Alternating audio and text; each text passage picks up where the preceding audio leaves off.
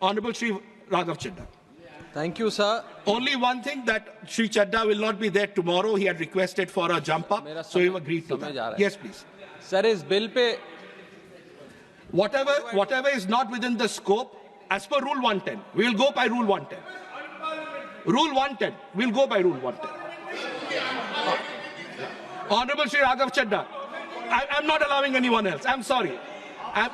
I'm not going into the merits of it. Please, Shri Raghav Chadha, no one else. No one else, Mani Dangi ji, no one else. No one else. Rule 110. Yes, please. Mani Shri sir, Raghav इस Chadha. Bill pay चर्चा के माध्यम से मैं इस देश के आम हवाई यात्री का दर्द आप सबके सामने रखना चाहूंगा।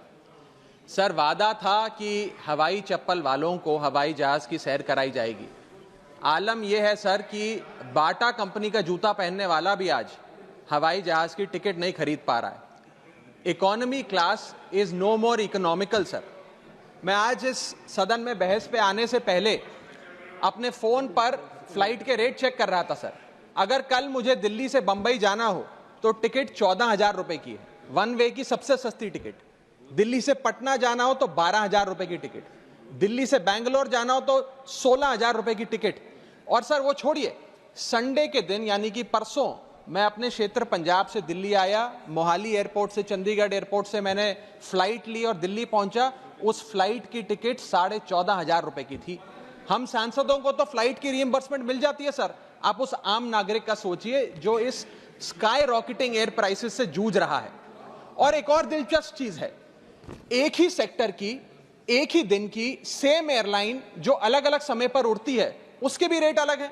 आपको सुबह 10 बजे दिल्ली से बंबई जाना, उस एयरलाइन से उस तारीख पे आपको एक रेट मिलता है।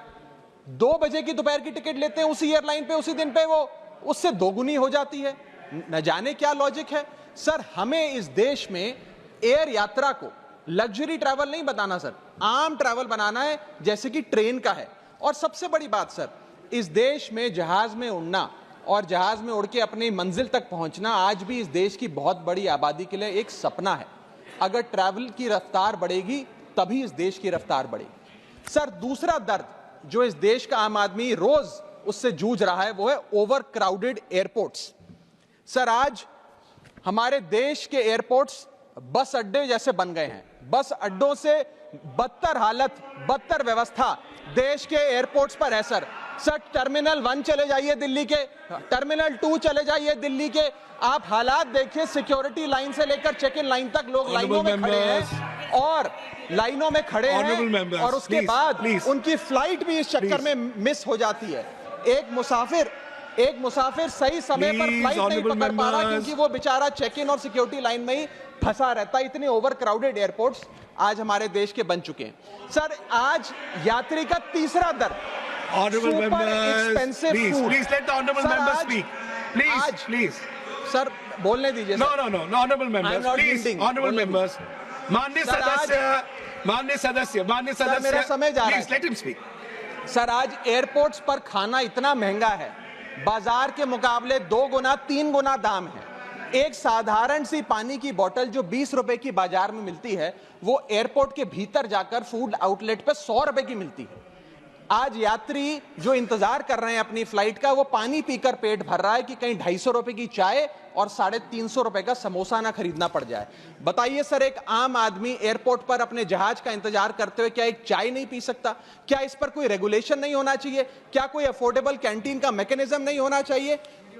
चौथा दर्द जो आज इस देश के आम यात्री को सर सहन करना पड़ रहा है वो है पुअर कनेक्टिविटी। आज इस देश के कई टूरिज्म स्पॉट्स पे, कई फेमस शहरों तक जहाज की यात्रा नहीं पहुंचती, फ्लाइट्स नहीं पहुंचती, एयरपोर्ट नहीं पहुंचती। कई शहर, अधिकतर शहर ऐसे हैं जहां पर एयरपोर्ट्स नहीं हैं। इंसान को जहाज लेकर, जहाज से उतरकर कई घंटों का बस का और गाड़ी का सफर तय कर अपनी मंजिल पे पहुंचना पड़ता है। सर, सरकार ने कहा कि मालदीव्स मत जाओ, लक्षद्वीप जाओ छुट्टी मनाने। मैं आपको आज का रेट बता रहा हूं सर, अगर आज मुझे दिल्ली से मालदीव जाना हो तो 17,000 रुपए की फ्लाइट है, लेकिन दिल्ली से लक्षद्वीप जाना हो तो 25,000 रुपए की फ्लाइट है। सर, तो बताइए हम मालदीव जाएं कि लक्षद्वीप जाएं? सर, चौथा दर्द जो आज पांचवा दर्द जो आज एक आम यात्री को महसूस करना पड़ रहा है वो है sir flight cancellation and delays. Sir एक आम नागरिक अपनी मंजिल पे, अपनी डेस्टिनेशन पे पहुंचने के लिए, जल्द पहुंचने के लिए कभी कभार ट्रेन यात्रा या बस या गाड़ी की यात्रा नहीं करता, वो महंगी टिकट खरीदता है। महंगी टिकट खरीद के अपनी मंजिल पे समय पे पहुंचना चाहता है। और कुछ ऐसे भी लोग हैं जो आर्थिक तौर पे सक्षम नहीं हैं, लेकिन आपातकालीन परिस्थितियों में, इमरजेंसी सिचुएशन में वो भी महंगी जहाज की टिकट खरीदकर जहाज की यात्रा करना चाहते हैं, अपनी मंजिल पे पहुंचना चाहते हैं। लेकिन क्या वो अपनी मंजिल पे समय पर पहुंच जा रहे हैं?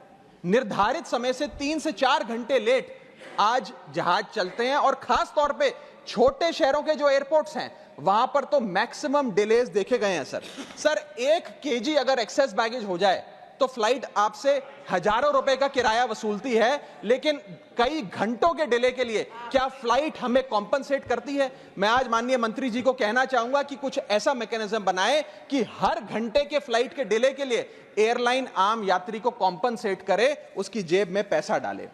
इसी के साथ साथ हर महीने एक चार्ट जारी होना चाहिए कि किस सेक्टर की कौन सी एयरलाइन ने कितने घंटे का डिले, किस सेक्टर की कौन सी एयरलाइन ने कितने घंटे का डिले यात्रियों को दिया। और इसी के साथ साथ सर छठा दर्द जो आज के भारत देश के आम यात्री को महसूस करना पड़ रहा है सर, वो है लैक ऑफ अफोर्डेबल ऑप्शंस। जो अभी मेरे साथी भी बात कर रहे थे कि इस देश में 90% एयर ट्रैवल 2 एयरलाइंस के पास है, 90% मार्केट शेयर 2 एयरलाइंस के पास है। यानी कि एक हमने कार्टेल क्रिएट कर दिया, डुओपोली क्रिएट कर दी, यानी कि वो मन चाहे दाम पे मन चाहे सर्विसेज देंगे, क्योंकि कोई कंपटीशन ही नहीं है, कोई प्रतिस्पर्धा नहीं है। Point of order. I'll have to take a point of order. One second. Bharat सरकार Point of order. Yes. न जाने सर, मैं तो एयरलाइन का बोल रहा हूं तो भी पेट में Just दर्द take हो a रहा point है of order. Please. 238A कह 238A. कोई सदस्य किसी अन्य सदस्य या लोकसभा के किसी सदस्य के विरुद्ध मानहानि कारक या अपराध में फंसाने वाले स्वरूप का कोई आरोप नहीं लगाएगा जब तक कि आरोप लगाने वाले सदस्य ने सभापति को संबंधित मंत्री को भी इसकी पूर्व सूचना न दी हो, ताकि मंत्री उत्तर दिए जाने के प्रयोजन के लिए इस विषय की जांच कर सके। Honorable member, there is no defamatory here. No defamation मैं has पहले been. नासिर हुसैन जी ने जो बोला है मैं उसके ऊपर कर रहा हूं। That of course that has been taken into consideration. एक मिनट, इनका नहीं है। मैं मुझे पूरा कर लेने दिया सर। परंतु सभापति किसी समय किसी सदस्य को ऐसा आरोप लगाने से मना कर सकेगा ठीक है, यदि ठीक है, उसकी राय में ऐसा ठीक है। आरोप राज्यसभा की गरिमा को point. घटाने वाला हो या उस आरोप को लगाने वाले से व्यक्ति Thank कोई you, लोग Jamna इसका साहब. सिद्ध न हो। Thank you, honorable member. Thank you. Please continue. Sir इतनी विशाल जनसंख्या वाला हमारा देश है, और इतनी विशाल जनसंख्या वाले देश में मात्र 2 ही कंपनियां हमारा पूरा एविएशन सेक्टर चला रही हैं। सर सरकार लाई एक स्कीम जिसका नाम था उड़ान, जिसका फुल फॉर्म है उड़े देश का आम नागरिक। पर कैसे उड़े? ना फ्लाइट के उड़ने के ऑप्शन है, ना अफोर्डेबल टिकट है, ना फ्लाइट सही समय पर चलती है, तो कहां उड़े, कैसे उड़े? और सबसे बड़ी बात सर, जब से ये उड़ान स्कीम आई है, एक धारणा एविएशन सेक्टर में बनी हुई है कि जैसे ये स्कीम लागू हुई 2 एयरलाइन बंद हो गई, जेट एयरवेज और गो एयर, और तीसरी स्पाइस जेट बंद होने की कगार पे खड़ी है। तो अब लोग ये भी कहने लग गए हैं कि शायद उड़ान स्कीम एक बहुत बड़ा अपशगुन थी, और इसी के चलते आज हमारा देश का आम नागरिक प्लेन से वापस ट्रेन पे जा रहा है। सर मेरा 7वां दर्द बैगेज चार्जेस और बैगेज डिलेज। सर अगर आपका 1 केजी बैगेज ओवरवेट हो जाए तो हजारों रुपए एयरलाइन आपसे एक्सेस बैगेज के चार्जेस वसूल लेती है। यहां तक कि कुछ लोग अब अपना सामान एयरपोर्ट पर फेंक के चले जाते हैं, बिकॉज उनके सामान में पड़ी वस्तुएं इतनी महंगी नहीं है जितना बैगेज चार्जेस एयरलाइन ले लेती हैं। और बैगेज के डिलेज देखिए सर, लंबा आपको इंतजार बैगेज बेल्ट पे करना पड़ता है कि कब हमारा बैग आएगा। जब स्क्रीन पर देखते हैं तो स्क्रीन पर लिखा आता है बैगेज ऑन बेल्ट, लेकिन बैगेज ऑन बेल्ट नहीं होता, सिर्फ 2-3 बिजनेस क्लास पैसेंजर्स का बैग आता है, और न जाने कितने मिनट एक आम नागरिक को इंतजार करना पड़ता है इस एक्सेस डिले के लिए, या इसको एक स्टैंडर्डाइज करने के लिए कोई प्रोसीजर सरकार को बनाना चाहिए। सर मेरा आठवां दर्द मैं समाप्त कर रहा हूं सर 8वां दर्द heavy car parking charges eight airport. Sir आज आप एयरपोर्ट्स पर पार्किंग का ठेका किसी एक कंपनी को दे देते हैं और वो मनचाहे दाम वसूलती है। खास तौर पे छोटे एयरपोर्ट्स पे 200-250 रुपए प्रति घंटे की कार पार्किंग चार्जेस देनी पड़ते हैं। आज आप दिल्ली के एयरपोर्ट चले जाइए, 220 रुपए प्रति घंटा गाड़ी का चार्ज लगता है, और अगर आपने कोई कैब टैक्सी बुक कर ली तो उसका भी मोटा बिल आता है, क्योंकि वो टैक्सी वाला भी expensive car parking charges, airport charges अपने बिल में जोड़कर आपको देता है। सर, ये था दर्द फ्लाइट में चढ़ने से लेकर फ्लाइट में उतरने का। मैं अंत में चार पंक्तियां सुनाकर अपनी वाणी को विराम दूंगा, और आज इस देश के आम नागरिक, आम यात्री का दर्द इन पंक्तियों में आप तक पहुंचाने की कोशिश करूंगा। कहीं है लंबी लाइनें, कहीं चेक इन से पहले काउंटर बंद, कहीं स्लो चल रहा है सर्वर, कहीं इंटरनेट है मंद। महंगी टिकट के बाद भी यात्रा की कोई गारंटी नहीं, आपका सामान चाहे टूटे चाहे फूटे कोई वारंटी नहीं। जो हाल है बस अड्डों का, वही तस्वीर आती है एयरपोर्ट से। चाय हो या समोसा नहीं मिल रहा 500 रुपए के नोट से। रोज फ्लाइटें रद्द हो रही हैं धमकी बम विस्फोट से। आखिरी में सर, कब तक आम आदमी मरता रहेगा एयरपोर्ट की छत गिरने की चोट से? जनता की मुश्किलें तो पल भर में मिट जाएं अगर सरकार को फुर्सत मिल जाए चुनाव या वोट से। Thank you.